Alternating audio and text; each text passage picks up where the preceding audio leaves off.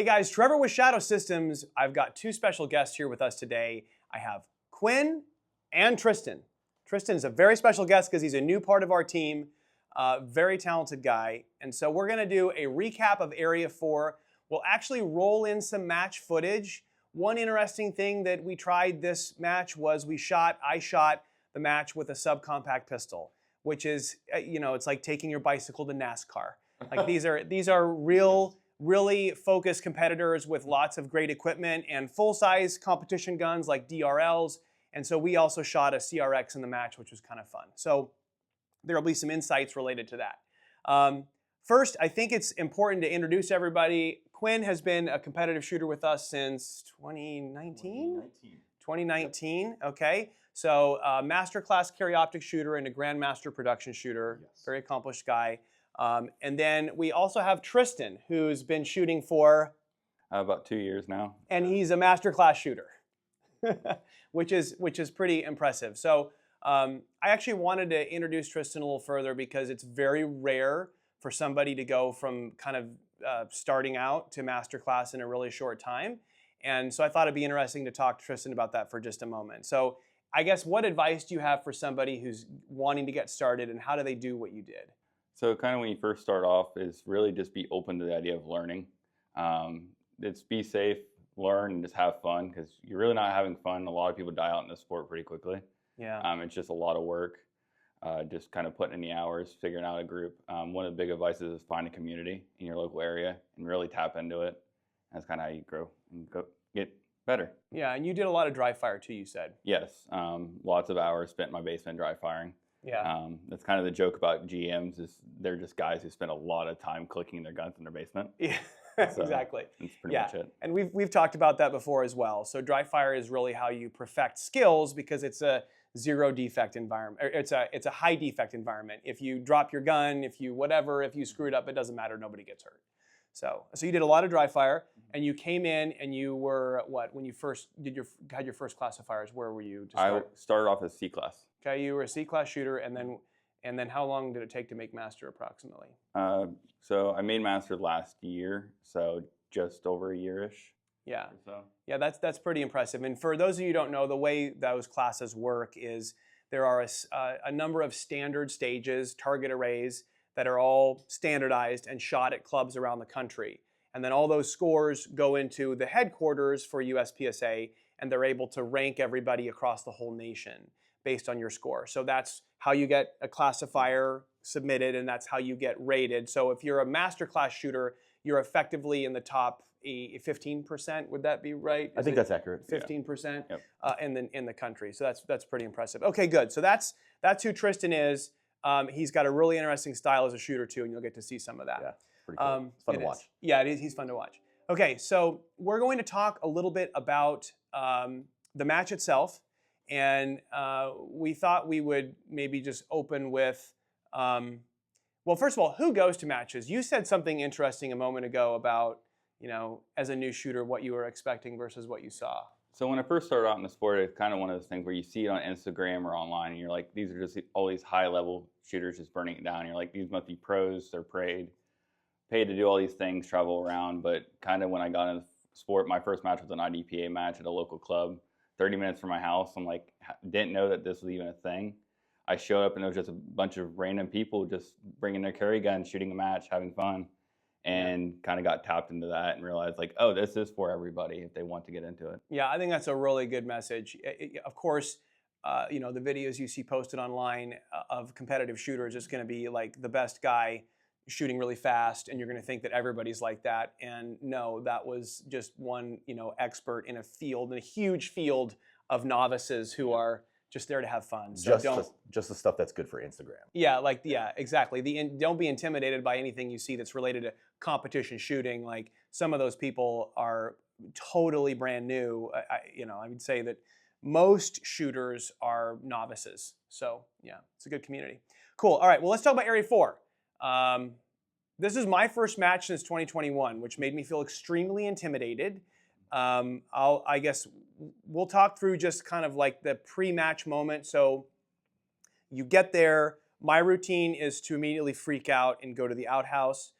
we'll save that level of detail. Tell me about your match routine. I was just thinking about yours real quick. Sorry. Yeah. I try to keep everything about the same. I try to wake up at the same time in the morning. I try to keep the same nutrition. I don't overload on the caffeine throughout the match. I try to drink a lot of water. I try to eat the whole time, kind of thing. Do you get match nerves? I was very nervous for this match. I've been doing this for 12 years. It's probably one of the most mindset breakdown that I had was this match because of the environment and because of the camera. I haven't been training a lot recently, and so I had a lot of nerves. I don't know if you noticed when I started that first stage, my hand was shaking like this. It was crazy. I didn't notice that because I was probably shaking across I was doing this. I couldn't see the movement in your hand. What about you? You're cool, calm, and collected all the time. Well, on the outside. Okay. During a match, generally like kind of getting there, I don't necessarily have like a super dietary thing where I have to eat a particular thing right before a match. It's kind of just whatever feels good. I don't like to try new food before a match. Yeah. Especially because you never know what you're going to eat. Yeah. Waking up early, get there about an hour before the match to really solidify any like major plans you're going to have for the day. Yeah. Make sure you get plenty of walkthroughs kind of through.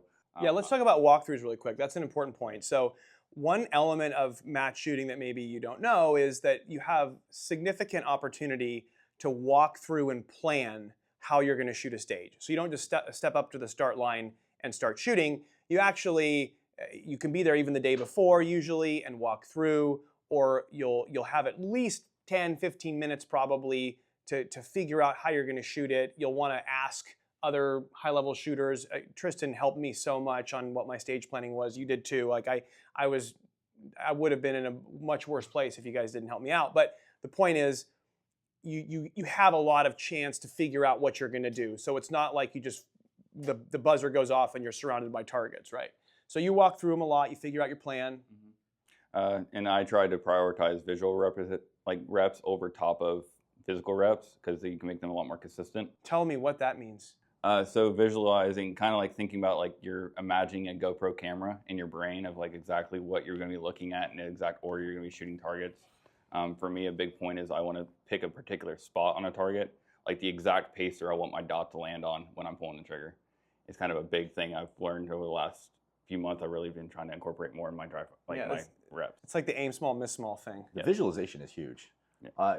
I'll do at least 10 good visualization reps before I step up. And if I mess up at any of those visualizations, I start over from the very beginning. It's very huge.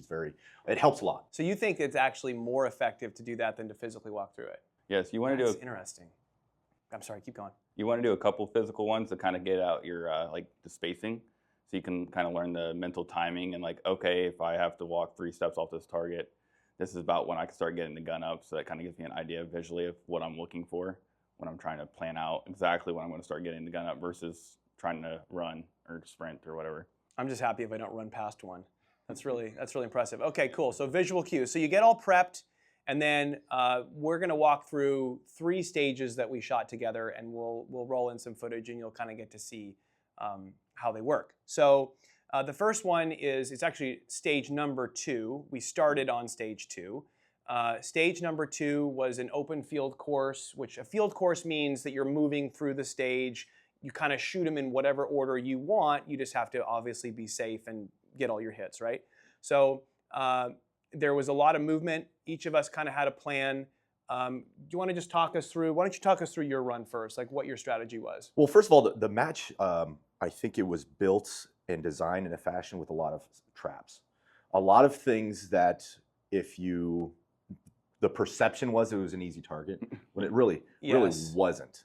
And so I know that got me a couple times. And when you say traps, you mean that the way the target, like there's a no shoot in front of a shoot target, or it's a small, it looks like it's a good target exposure, but it's a small exposure, or it looks close, but it's actually pretty far. Yeah, exactly. So not so much traps of like I'm going to run past something, but a trap of like, oh, that's an easy shot. I definitely did that. Yes, the individual shooter on maybe their comfort zone where it looks like it's in their comfort zone and it's not. Yeah. And for me, I was I think the second shooter on stage 2, which is our first stage of the day, and I shot it clean. I had 0 penalties. I was really excited about that until they found out there was a problem with the scoring, and half of our squad had to shoot it again. Yeah, so sometimes there'll be what's called a reshoot. A common reason for that is a prop fails, like maybe a plate falls down before the shooter gets to it, or a door doesn't open, or something. So reshoots are not uncommon. Usually the reshoot goes worse. Yeah. Always, Almost always. always. Yeah, and that's what happened to Quinn. So when he shot it, he actually had a couple misses as a result of basically shooting through a barrel and Yeah, that barrel, and it got me as well. Yeah, same barrel. So there was one target, you'll see it in the video, where you kind of are shooting around a barrel. Your rounds are passing past a barrel, and barrels are considered, or props are considered hardcover. Like, even if the bullet goes through it physically, in the real world, they're considered like they're a brick wall. They're considered like they'll stop a bullet. And so Quinn and I both drifted our sights too close to the barrel, and we kissed the barrel, and it was very obvious that the round had gone through the barrel. It was both on exits. We both shot the first round. First round was great, and then we started to move a little bit prematurely, and boom. Yeah. So you ran off to the left side, and then basically shot him as you saw him after that. Exactly. Yeah. Exactly.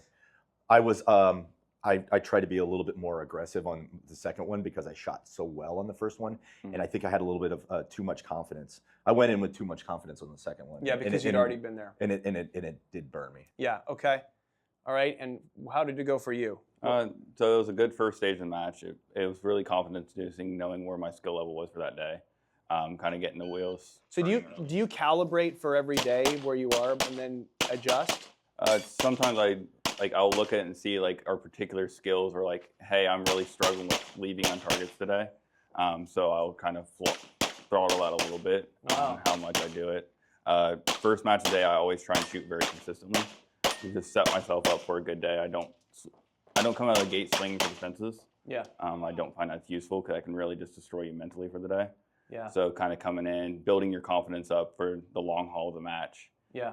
Versus just trying to immediately go out the gate. Yeah. So that's really interesting. So you're basing your strengths and your weaknesses on day by day, not just your overall performance. Yeah. That's very interesting. Yeah, that is very interesting. So you'll actually reflect on how you do on the first stage and say, oh, I really need to watch my dot closely today, or I really need to watch my movement because I'm going too fast or slow or something. Yep, because we're human. We're not just machines. We can't do the same thing every single time.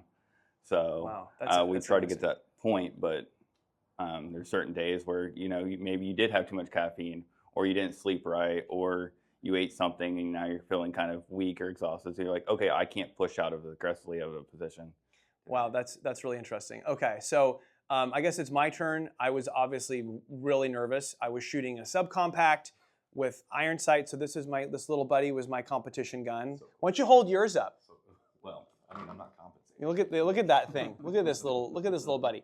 So I had no dot. I had iron sights, and I had obviously a smaller gun. So the biggest fear I had on this stage was there was a couple targets where you had to shoot just the head, and there was a no-shoot target behind it.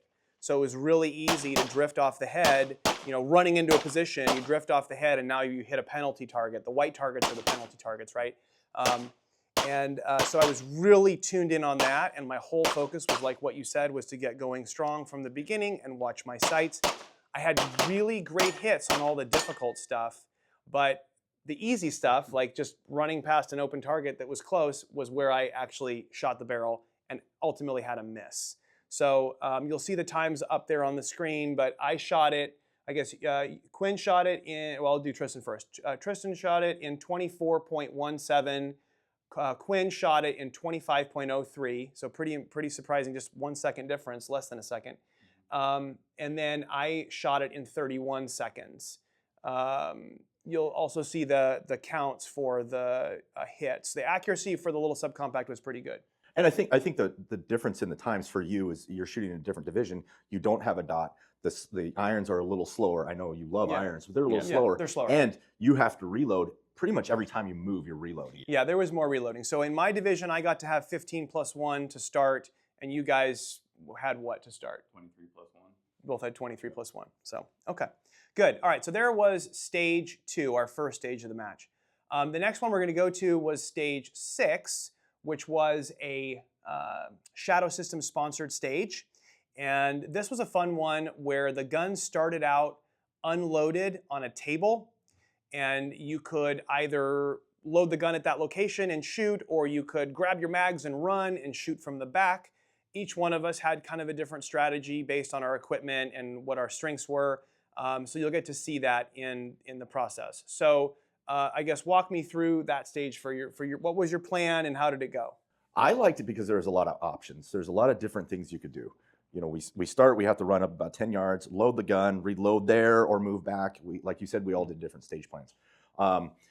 I chose to run up and just rail on those first 4 targets, grab my mag while moving back, and then do the reload while moving back. And then when we got to the rear of the stage, we all kind of did the same. But that first hallway area, we all did it differently. And I tried to bias upon my strength, which is just railing on a target as fast as I can, and then manipulating the gun with the movement. Yeah. That's what I tried to do. Yeah, and just for reference, the stage required that any magazine that you used in the stage started out on the table. So when the buzzer went, you would run up to the table, and then you'd have to decide, okay, am I taking mags back with me, or am I going to shoot and reload and then hope that I don't run out of ammo, which is what I did. So that was, there were different options there. So you shot fast up close, ran back and finished it basically. Yes. What did you do? So right off the rip, I decided I wanted to use the time of movement to kind of soak up getting my belt set up, putting the mags in the gun, getting the gun loaded. So I ran up to the table, grabbed my mags, and started beelining straight for the back. So you were going to shoot the same targets that we chose to shoot up close. You were going to let the bullets do the running for you and shoot them from the rear. Yep. Yeah. Okay. Just because my confidence level of being able to blend that back position is fairly confident that I knew like I could still get alphas regardless if I'm up close or slightly back. Sure. Anytime I like to be able to blend positions together to where I'm just constantly shooting. So once I start, I try to continue just scoring points while I'm doing that. And it was a pretty fun stage. And it went well for you. Yeah. Yeah. Okay, so I had the subcompact, and I tend to be, I would say my strength is more on the speed side than it is the accuracy side generally. So I wanted to take advantage of that, and I also didn't want to be in the back for those targets. So I chose to load the gun and shoot as much as I could up close in the front, and then just take what I had to take back at the back of the stage. So I loaded the gun off the table. I shot 6 targets from the front, and then I kind of ran backwards and reloaded one of the mags off the table and arrived at the back of the stage to finish on the steel and everything. So it was a little nerve-wracking because I think I had maybe 13 rounds that I needed to finish the stage.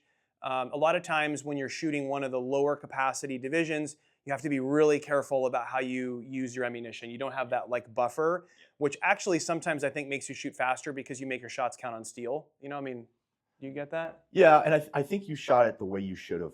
You had to shoot it with that division. Yeah, yeah, with probably so. All 6 targets up front. Yeah, probably so. And if you look at the times, we shot it pretty differently. Tristan and I shot it pretty differently. We were still within half a second. Yeah. Yeah. And then yours was encumbered by the reloads. Yeah. And just being slower. So going through that. So Tristan shot that in 20.22. Quinn shot that in 20.76. And I was a whopping 9 seconds behind everybody. But I would like to point out that I had more alphas. I just want to point that out. You did. Not that that matters, really, because they both beat me. But anyway, the gun is capable of accurate shooting, that's for sure. All right, great. So then the last stage that we're going to talk about is stage number 9, which was another large field course with lots of movement.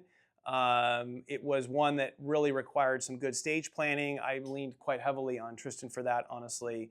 I think we all shot it a little bit differently. So tell us your experience on that one then. 9 is where I decided I'm just going to put the hammer down. He had it. That was it. He had it.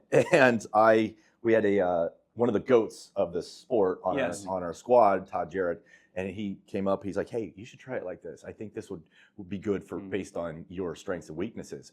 And so I just aimed for the fences, called my shot like Babe Ruth, and it didn't work out well. But again, it was a different stage plan. I think looking back at your stage plan versus my stage plan, he was absolutely right, 100% right on how it worked with where I was shooting that day, and my strengths and weaknesses, my exits and my entries coming into a target, leaving a target. I think it was really good stage plan for me and the way I shoot. It was just the execution phase. Yeah, certainly. Okay, yeah, so you'll see Quinn run that one. So you paid the penalty with misses and no shoots, basically. That's where so would you call that like a lack of focus on aiming, or how would you say that, what caused that? Was that? I was trying too hard. You were pushing beyond your abilities. Exactly. And instead of just going into autopilot, which I did later on in the match, and I'm really happy the stages after number 9, really happy with those stages. I was just trying too hard, and it was probably the environment. It was probably the trying to impress you and look good for you. And then we've got this kid who's going to be a national champion someday, and I got to look good for him. I think it was all mindset. And I tried, and I fell on my face. Yeah, I get it. I've been there. What about you? So this is definitely a stage that makes it a really strong point of the stage planning. A lot of people get hung up on it and really think it's the end-all be-all of having the most excellent plan where you're shaving micro steps and like the counter steps and like, okay, I only have to stop at these certain amount of places. It really plays more of that fact of, for me, is what am I confident in doing and what can I execute? Because execution of a mediocre stage plan will beat a poor execution of a excellent stage plan at bigger matches a lot. Yeah. So for me, I know I have the ability to kind of move very quickly. Getting from point A to point B fast is kind of one of my things I like to do. Yeah, you make a cool grunting noise coming off a line too. It sounds like a video game, right? You heard that? Yeah. And he's very dusty. He's very dusty too. He's a foot dragger.